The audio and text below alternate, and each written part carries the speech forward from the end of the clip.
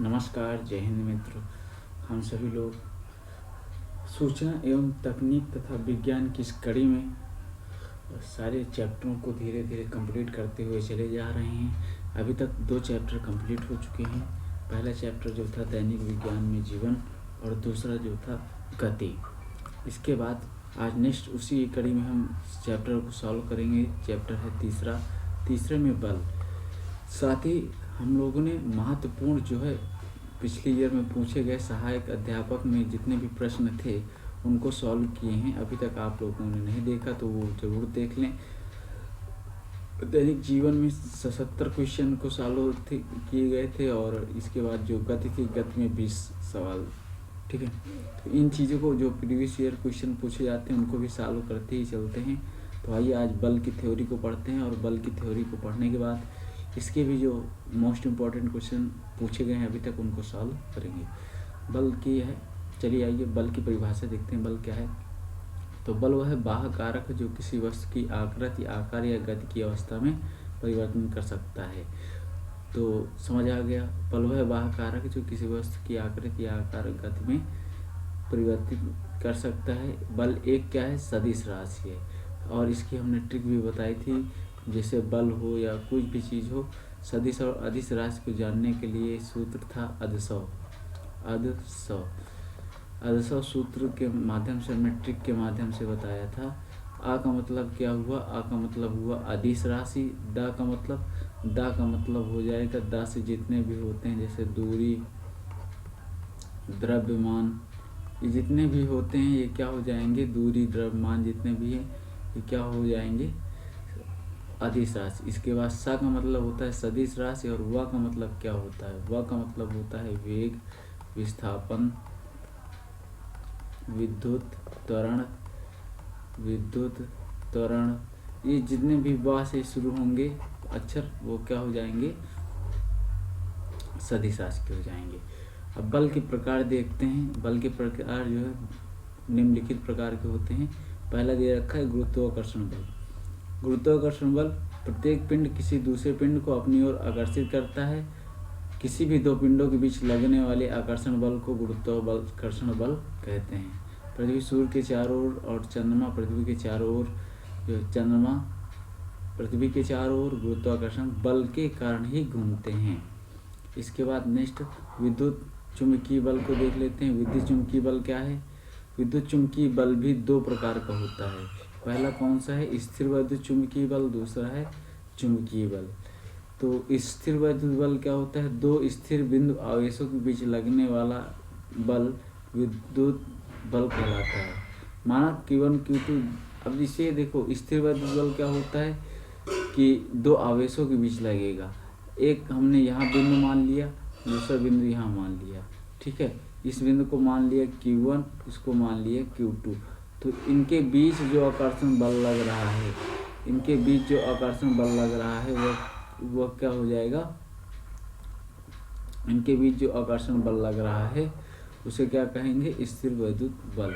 ठीक है, और इसका जो है फार्मूला क्या हो जाएगा? सूत्र है इसका E बराबर 1/4 pi epsilon not into Q1 Q2 upon R²। Epsilon not क्या है? निर्वात की विद्युतशीलता है। इसके बाद नेक्स्ट देख लेते हैं चुंबकीय बल। चुंबकीय बल क्या होता है? 2 चुंबकीय ध्रुवों के मध्य लगने वाला बल को क्या कहते हैं? चुंबकीय बल कहा जाता है। माना M1 M2 प्रबलता वाले 2 ध्रुव के बीच, देखो ध्रुव क्या होते हैं आपको पता होगा कि इस तरह का एक चुंबक का हम टुकड़ा लेते हैं तो एक साउथ होगा, एक नॉर्थ होगा, एक नॉर्थ अर्थात उत्तरी ध्रुव और दक्षिणी ध्रुव। इन दोनों के बीच जो दूरी होगी, जो इनके बीच बल लगता है वो कौन सा बल हो जाएगा? चुंबकीय बल हो जाएगा। ठीक है, और इसका सूत्र क्या होता है? 1/4 पाई mu M1 M2 upon R² होगा। यहाँ 2R लिखा हुआ है, R²। इसके बाद नेक्स्ट चलेंगे तीसरा। अभी पहला बल हमने कौन सा पढ़ा? पहला बल गुरुत्वाकर्षण बल पढ़ा, दूसरा जो है विद्युत स्थितिकी बल पढ़ा। इसके बाद तीसरा है पढ़ते हैं दुर्बल बल। दुर्बल बल क्या होता है? रेडियो सक्रियता के दौरान निकलने वाला बीटा कण नाभिक के अंदर एक न्यूट्रॉन को प्रोटॉन, इलेक्ट्रॉन और एंटी न्यूट्रॉन के रूप में विघटन के फलस्वरूप निकलता है। इसके बाद इलेक्ट्रॉन व एंटी न्यूट्रॉनों के बीच पारस्परिक क्रिया क्षीण बलों के माध्यम से ही होता है। ये बल का दुर्बल या क्षीण इसलिए कहलाते हैं कि इनका परिणाम प्रबल बल का लगभग 10⁻13 गुना होता है और इनके संचालन क्रियाएं 6 प्रक्रियाएं अपेक्षाकृत बहुत धीमी गति से चलती हैं। इसके बाद प्रबल गति की देखें।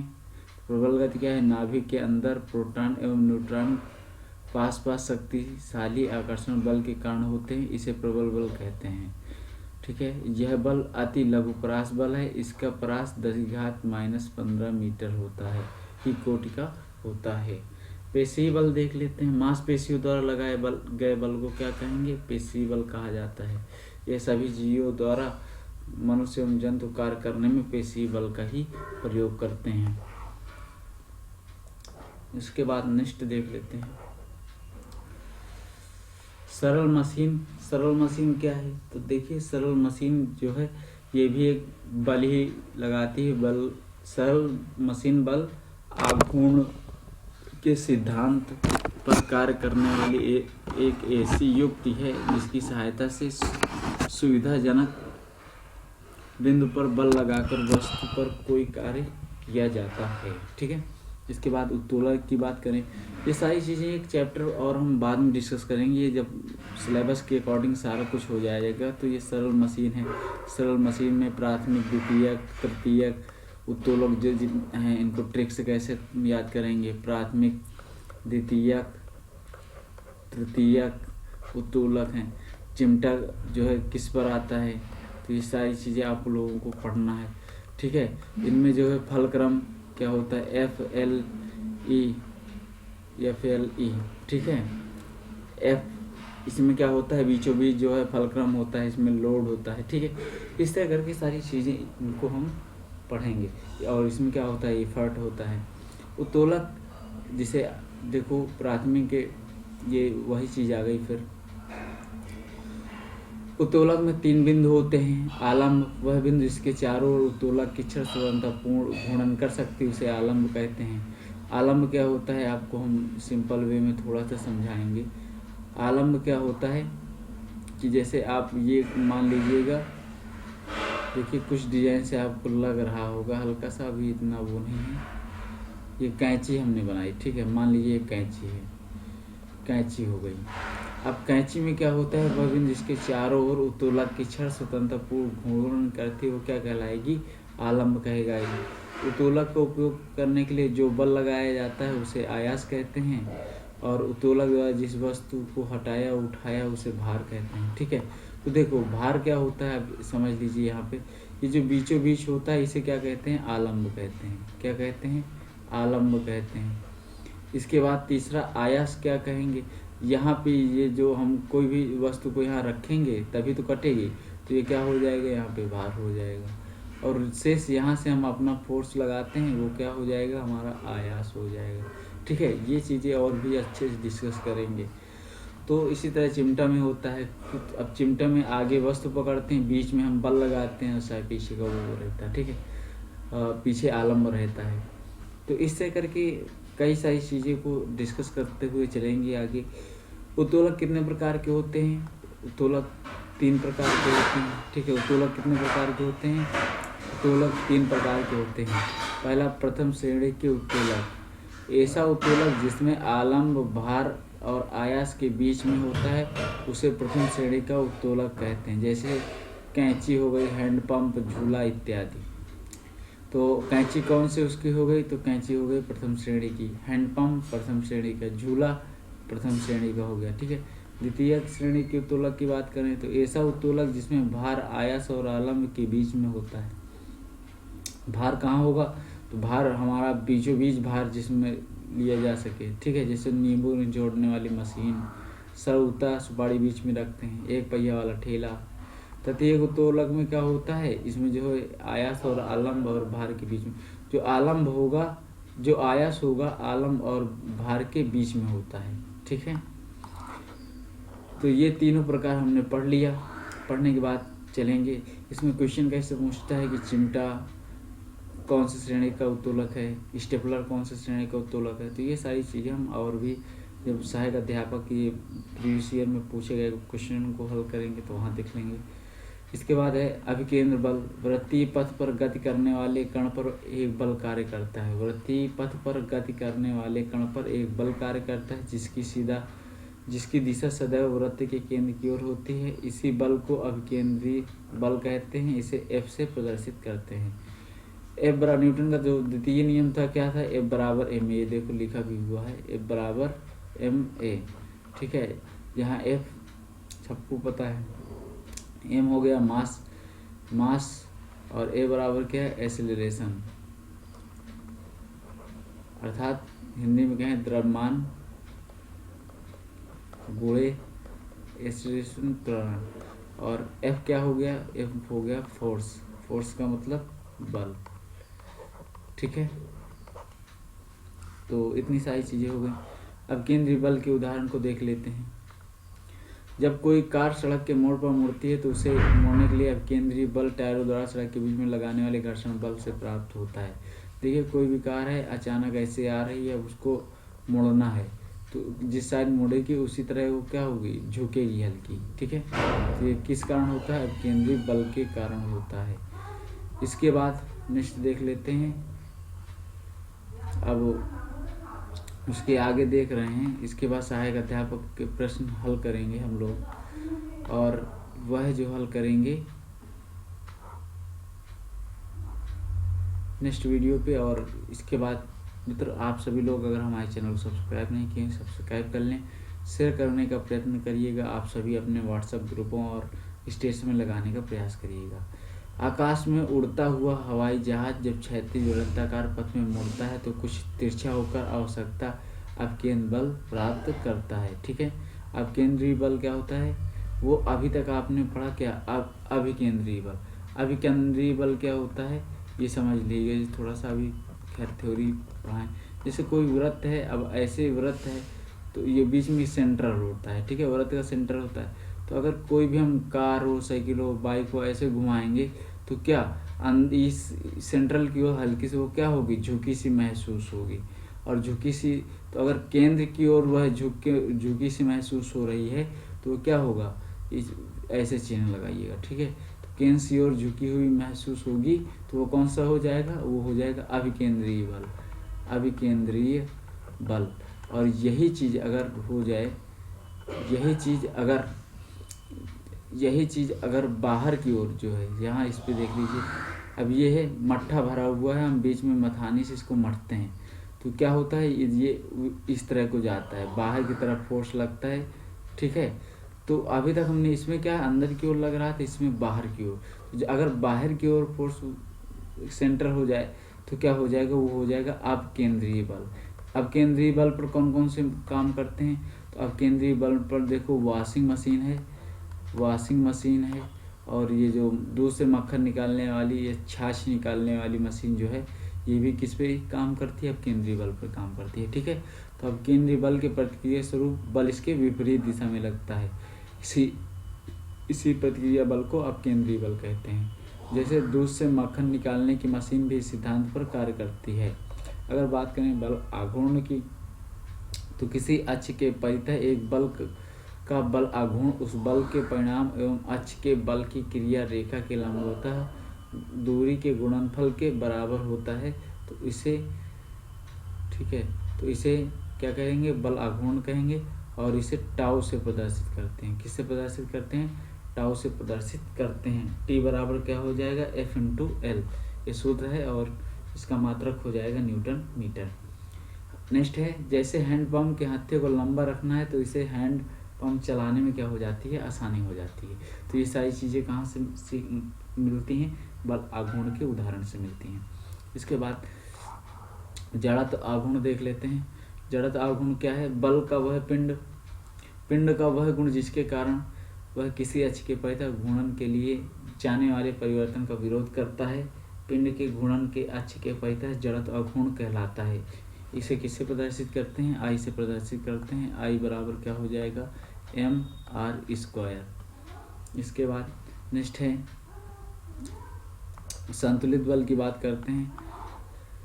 संतुलित बल क्या होता है? यदि किसी पिंड पर कई बल कार्य कर रहे हों और सभी बल परिमाण में एक दूसरे के समान किंतु विपरीत दिशा में इस पर लगे हों कि उनका परिणामी बल क्या हो जाए? शून्य हो जाए, तो ये क्या हो जाएगी? संतुलित बल होंगे। कहने का तात्पर्य है कई सारे बल हैं, वह एक संतुलित मात्रा में काम कर रहे हैं, समान मात्रा में कार्य कर रहे हैं, तो वो कैसे बल हो जाएंगे? संतुलित बल हो जाएंगे। और यही बल अगर जो है असंतुलित हो जाएंगे तो क्या हो जाएंगे? असंतुलित बल हो जाएंगे, उनका परिणाम शून्य समान नहीं रहेगा। ठीक है, बात करते हैं घर्षण बल की। तो ऐसा बल जो दो वस्तुओं के बीच सापेक्ष गति का विरोध करे तो घर्षण बल कहलाता है। घर्षण बल मुख्यतः दो प्रकार के होते हैं। घर्षण बल कितने प्रकार के होते हैं? मुख्यतः दो प्रकार के होते हैं। इसके बाद अब बात करते हैं स्थैतिक घर्षण की। तो किसी सतह पर स्थिर अवस्था में रखी गई कोई वस्तु उस सतह के मध्य लगने वाले बल जो उस वस्तु को संतुलित रखता है वो क्या हो जाएगा? स्थैतिक बल हो जाएगा। इसके बाद सीमांत घर्षण बल।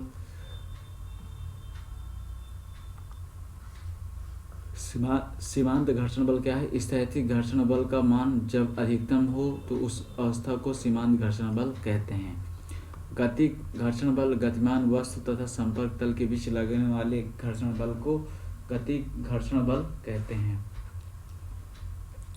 और इसके बाद बात करते हैं लोटनी घर्षण बल की। तो जब एक वस्तु दूसरे वस्तु की अपेक्षा की सतह पर लुढ़क रही है तो उसे क्या कहेंगे? लोटनी घर्षण बल कहते हैं। तो उसे क्या कहेंगे? लोटनी घर्षण बल कहते हैं।